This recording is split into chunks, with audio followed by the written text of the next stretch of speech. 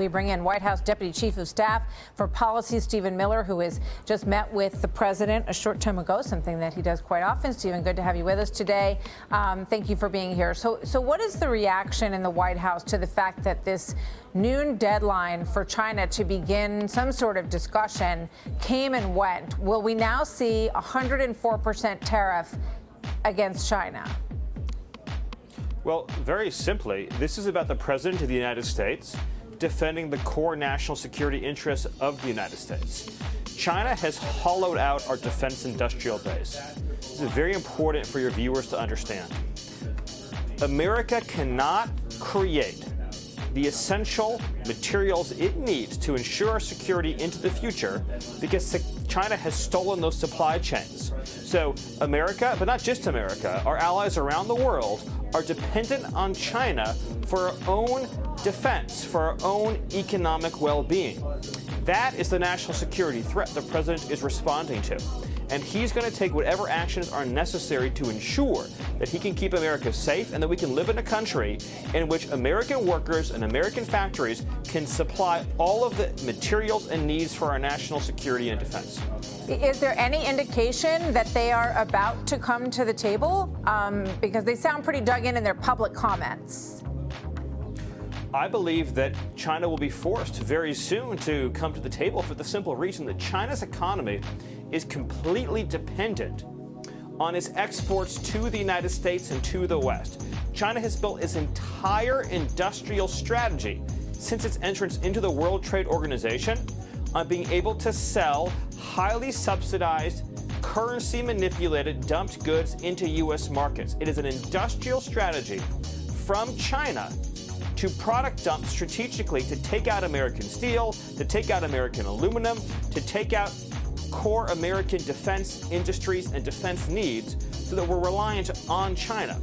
And what's happening here is that China is now discovering for the first time that they have met an American president who is not going to be intimidated, who's not going to be bullied, who's not going to be coerced, who's going to stand up for our essential security needs. Yeah, China needs us because of their export dependency on China. It's going to be very interesting to see how this plays out. And I thought what Jamieson Greer said in the introduction to our segment, which I'm not sure if you had a chance to hear, but he said the Chinese approach, which has been that we're going to retaliate. And then he said the president has recognized this, that China is the holdout, and he wants to focus on other partners. And this is what I find really interesting, and I'm curious what you can share about this strategy.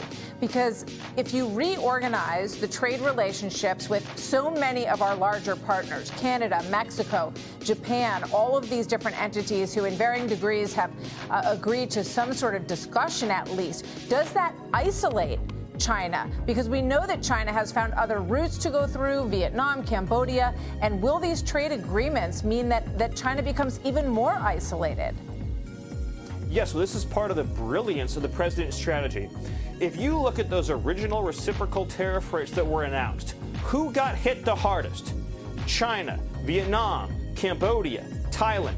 That's the China sphere of influence. The true trade deficit with China is $1 trillion a year, because China is shipping all of its goods through other countries like Vietnam, like Cambodia, like Thailand, but also it's sending its supply components through the EU as well that they're then making into our markets, through Canada, through Mexico.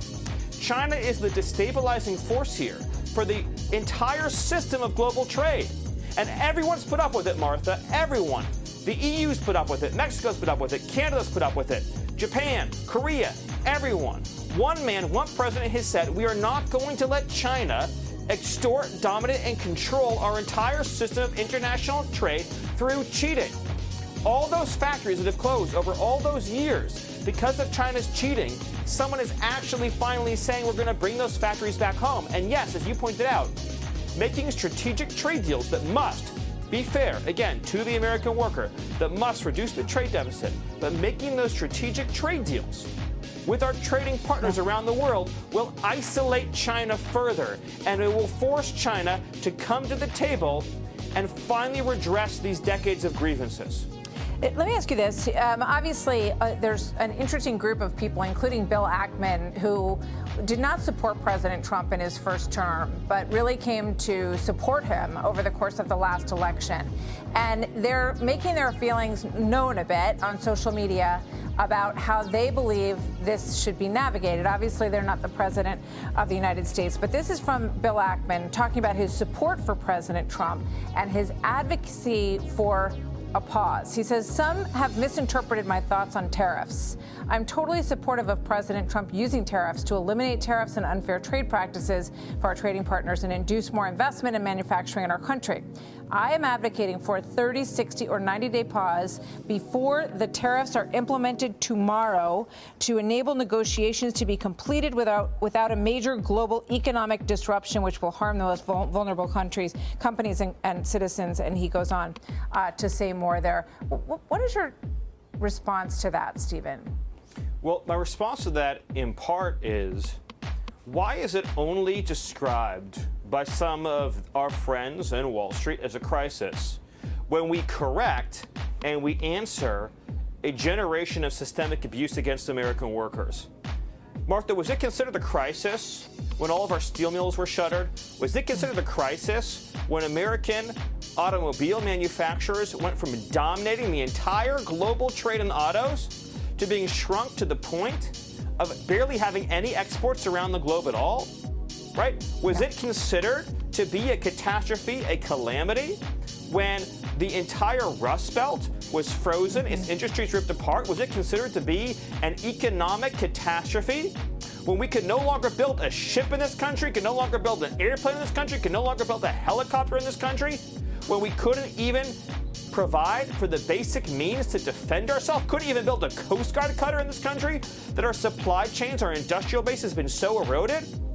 We have a president who has now actually taken the necessary action to bring back American industrial power and might so that we will have real hard deterrence in this country, real hard strength in this country, and the middle class workers, the families, can earn an income they can retire on. They can retire with dignity, Martha. I would imagine that you would like to hear their whole family. That you'd like to hear some of these people maybe take a tone that thinks about some of those people a little bit more. Yes, can they think about what people have suffered over the last 20 or 30 years? Yeah, no. And by the way, we are on the verge now, because of President Trump's strength and leadership, of fixing our entire global trading system.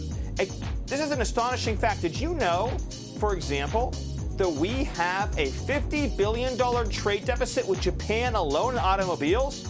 Here's the country we protect. Here's a country that we defend. Here's a country that's an ally and partner of the United States. Why is it that we have a $50 billion automobile deficit with Japan and another $50 billion automobile deficit with South Korea? Our troops are stationed right now in South Korea, keeping them safe and free. Our troops, our soldiers, away from home, away from families in South Korea. $50 billion automobile trade deficit with that one country alone. President Trump is going to fix our global trading relationships. And at the same time, he's going to work with Congress to make America the manufacturing center of the world with the lowest taxes, the lowest regulations, and the cheapest energy. Stephen, we're going to talk biotech coming up in this hour, and also U.S. Steel.